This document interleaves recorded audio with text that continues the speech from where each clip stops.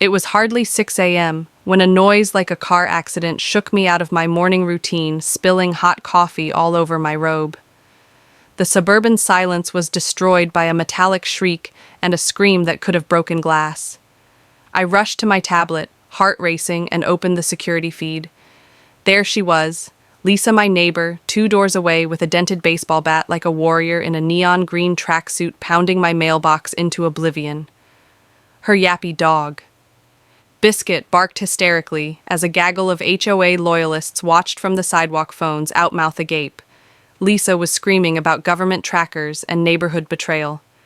I stared at the screen, muttered, "Well, she just screwed herself," and took a sip of what coffee remained.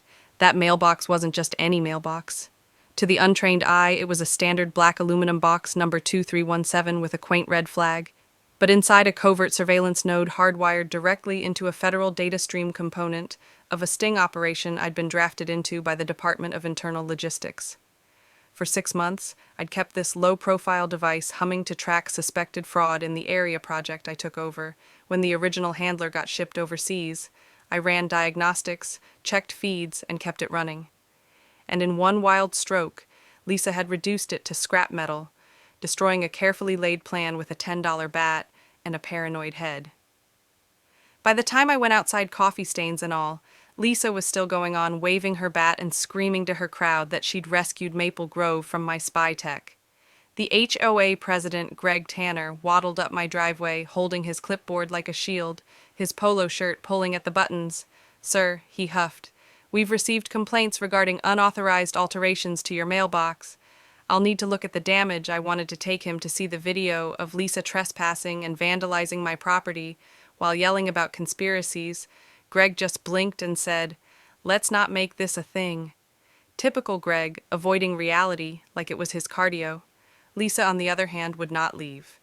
She stood on my lawn, recorded me with her phone, narrating like a good crime podcaster. There he is, the deep state operative hiding in plain sight. She announced this from the lady who once called the police on a child selling lemonade for unauthorized vending. Her HOA cronies nodded as if they were at a cult meeting. I closed the door, walked to my desk, and dialed a number that only a few people in the state could dial. After 2 rings, a voice replied, "Confirm protocol breach." I said, "Mailbox Alpha compromised, surveillance destroyed by civilian request containment." A pause, then affirmed, "Begin testing, do not interact." The machine was moving. By lunchtime, 3 unidentified visitors came. One disguised himself as a delivery man, another as a gardener, and the third was Bennett, a federal agent planted in the area to monitor a fraud ring connected to one of our neighbors. Bennett viewed the video of Lisa's spree on my tablet, his expression unreadable. "She just blew a 6-month operation," he said, "and she's boasting about it on the internet." I nodded. Lisa had already posted her victory on Nextdoor and TikTok, #Maple, Rebel Minutes, lip twitch closest. He came to a laugh. "She has no idea what she's done." Lisa didn't stop. She strutted through the neighborhood like she'd cracked a national conspiracy, even nailing a garish stars and stripes sign to my broken mailbox post. "I don't need thanks," she told the neighbor. "I'm guarding us from his plots." The HOA, led by Greg, had an emergency meeting to debate resident safety, which was code for blaming me. They cited me for unauthorized equipment, as if I'd committed some holy cul-de-sac transgression. My real boss could have smashed the hoe with 1 phone call, but Bennett told me to keep quiet. Let her dig her own grave. It puts us in the driver's seat. The kicker, Lisa's breakdown wasn't even regarding surveillance. Her teenage daughter spilled the beans at the mailbox group. Lisa was furious because my hedges weren't cut to her standards.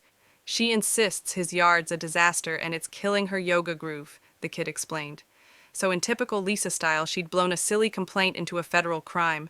That evening, federal texts masquerading as city employees razed the mailbox ruins. My yard was bare, but trouble was brewing. Lisa doubled down. By dawn, she was back now, in a red, white, and blue tracksuit, taping a cardboard eagle to her trash can and filming herself like a cable news star. "I'm protecting our rights," she bellowed. "Who knows what he's hiding?" Her TikTok following swelled, and the HOA's newsletter, clearly ghost-ridden by her, warned of cyber threats and foreign tech in our yards. My mailbox became a suburban legend. Some said it was a Russian spy hub, others that I was stealing Amazon packages. Facts didn't stand a chance. Behind the scenes, the feds were on high alert. A pest control then parked nearby, equipped with thermal scopes and mics, watching not just Lisa, but the whole neighborhood, especially Mark, Lisa's sketchy new boyfriend. Mark, who said he was a crypto consultant, had moved in weeks earlier with a monster truck, a fake draw, and a garage full of server racks. The agency flagged him as Tony Russo, a player in an interstate identity theft ring. My mailbox had been tracking his drop-offs, but Lisa's prank had compromised its cover, prompting the feds to move up their timeline. Lisa, goaded by Mark, became detective. She accused an elderly neighbor of waving at the mailman. With hand waves, said kids, toy cars were jammers, and even left a phony USB stick under my porch, discovering it on camera. "This might be malware," she screamed online, her followers now. At 40,000, Bennett phoned me late one evening, voice strained. "She's spooking Russo. He's shuffling packages. Keep her busy." I couldn't believe that he asked me to play the villain to Lisa's heroine, pampering her ego while the feds zeroed in on Mark, so I leaned in. I placed a dummy solar relay panel on my front porch with blinking lights angled to be viewed by Lisa. By sunset, she was documenting it, shouting about radiation. I placed empty barcode stickers on my car and left empty electronics boxes near my trash. Every move screamed her wilder, and Mark became jumpier, feeling the heat. At an HOA mediation, Lisa showed up with a whiteboard of out-of-focus photos and harebrained schemes about quantum signals. Greg dropped trying to reason with her, and I emailed the video to Bennett, who messaged back, "Perfect, she's a distraction machine."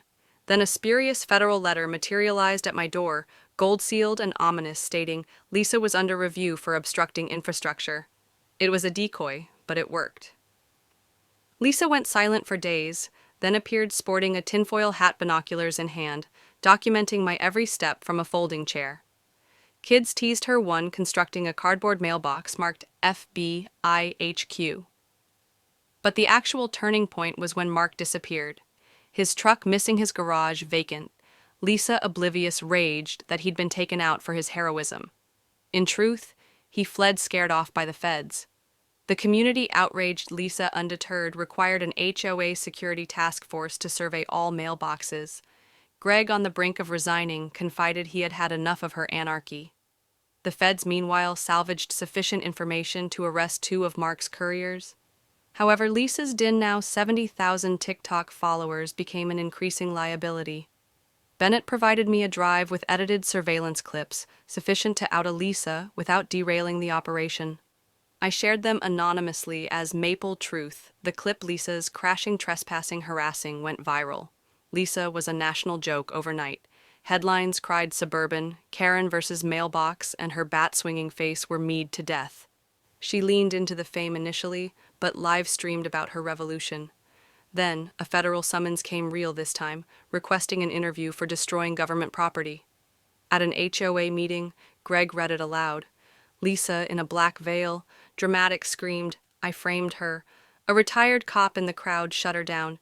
"You're not a victim, you're a vandal." The room turned, Lisa fled. The next day, she took apart her command center tent, her signs stuffed into trash bags. Her eyes, once fiery, were empty as she looked at the mailbox post she'd smashed. The feds took the final evidence, and Bennett endorsed charges: obstruction, property, destruction, no jail, but a fine and a permanent record. Lisa offered up her house on sale, slipping away unnoticed. New neighbor, say young family has moved in. Their laughter, erasing her shadow. Weeks later, a letter from the agency thanked me for operational integrity, noting the new mailbox referred to as Lisa. One in her honor was now a cutting-edge surveillance hub. I laughed, but the calm felt fragile.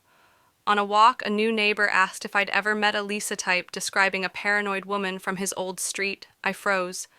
The mailbox stood mute, upgraded. Observing Lisa was gone, but her goodness never does. Not just to find new phases, and I'd be prepared, cameras rolling for the next bat, carrying more on to attempt rewriting reality.